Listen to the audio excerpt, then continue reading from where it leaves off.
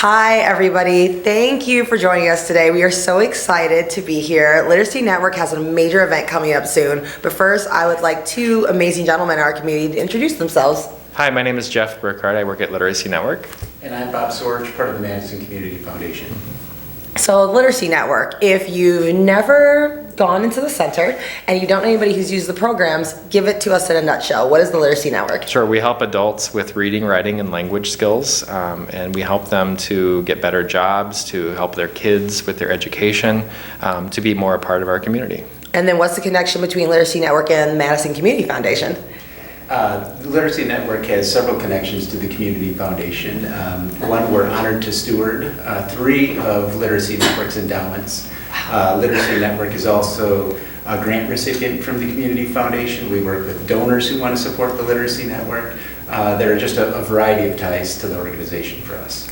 So then my question, Jeff, is, 3 endowments. So what's the annual expense for Literacy Network for all the different programs that you provide in the community? Oh, the annual expense for this year is going to be close to $1.4 million. Okay.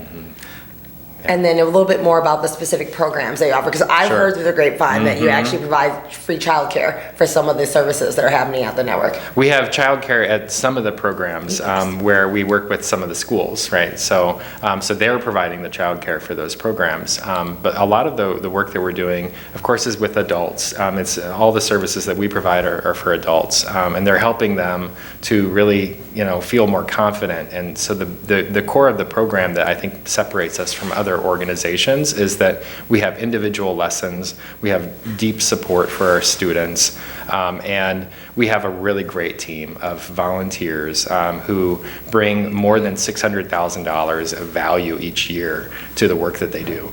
So we're able to serve more than 1,000 people each year because of those volunteers. We wouldn't be able to do it without those great, really dedicated volunteers. And then how heartwarming it is for you to know that there are that many people in the community supporting one of the organizations that Madison Community Foundation supports. It's one of the best examples of institutions making an impact in our community, and we're grateful to play the part that we play. I was just saying to Jeff earlier that one of the things that we're really proud of is, we have only so many resources that we have to distribute on an annual basis. So we have to think about how are we going to best leverage these resources as we move forward. And not only has Literacy Network been a great steward of the grants that we provide, but it's also been the leverage that it creates by using our resources to help people with their literacy, to help them get better jobs, to help them support their families. I can't think of better leverage than that. And through the foundation, throughout Dane County, how big is the funds that you guys give each year, annually? So we manage $270 million in assets. Last year we distributed about $15.5 million in grants. Of that, about 20% is advised by the Community Foundation, our staff, our grant-making committee, our board, so about $3 million. And so while that's a lot of money, we have to use it very judiciously to really make an impact. And again, I think Literacy Network is a great example of how we can do that. In fact, just this year I was asked by a donor who ended up being an anonymous contributor to Literacy Network, what were the best programs in the community that they could support, that they could bring leverage to their resources. They wanted to help people who were marginalized in society and having a difficult time supporting their families, and really only needed some support and some education to move it forward. In the first place, I thought it was Literacy Network. So I was pleased to have the opportunity to do that. They don't always say yes to me. Of course. But you love it when they do. Yeah. And Jeff loves it when they do.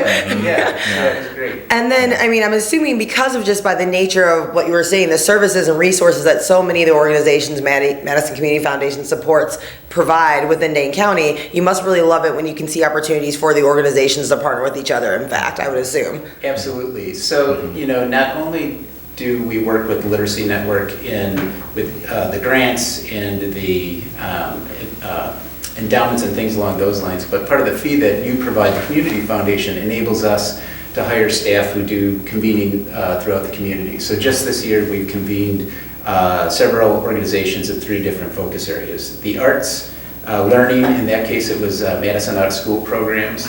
in the environment. And each of those times we brought together 20 to 30 different organizations to talk about what were their capacity needs as we look ahead. So we're very proud of our position in bringing organizations together so they can collaborate or at least get to know each other, understand. Hopefully the goal would be sort of set some common metrics for the community as we look ahead. Yeah. And Literacy Network is a great example of one of those organizations that is sort of at the crux of a number of different initiatives. Yeah, and so the recent grant that we worked on with the Madison Community Foundation was to support our Advanced Advising Project, which is all about helping adult learners connect to Madison College to get certificates and degrees and to move ahead in their lives and get out of poverty.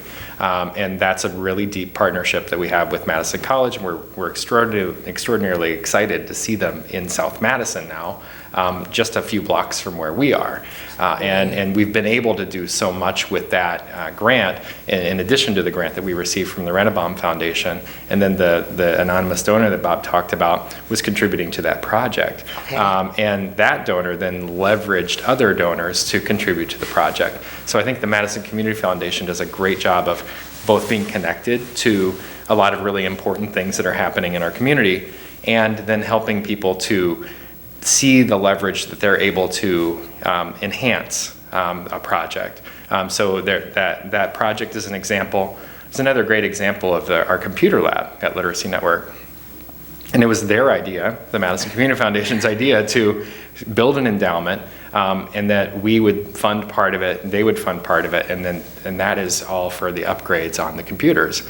So now we have a couple of $1,000s each year to make upgrades on that computer lab. Oh, that's fantastic. And the program you just referenced in partnership with Madison College, how many people have been served through that program this year, or what's the anticipated service to as far as number of individuals for next year in 2020? Yeah, our goal is a 3-year project, and our goal is to serve 155 adults moving forward in their lives so that they can get certificates and degrees, which is a lot of work, and it's very intensive. So they're getting a lot of really good support both from us and from the teachers at Madison College.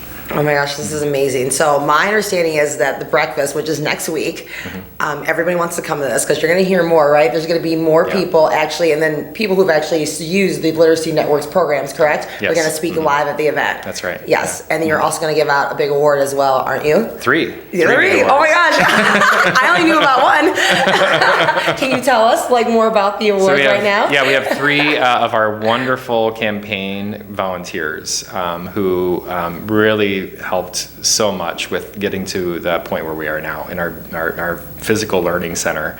So that's Pete Lundberg, who is a board member here, Betty Harris-Custer, and Fred Gantz, who have all been so dedicated over many years to helping us raise $3 million for our capital campaign.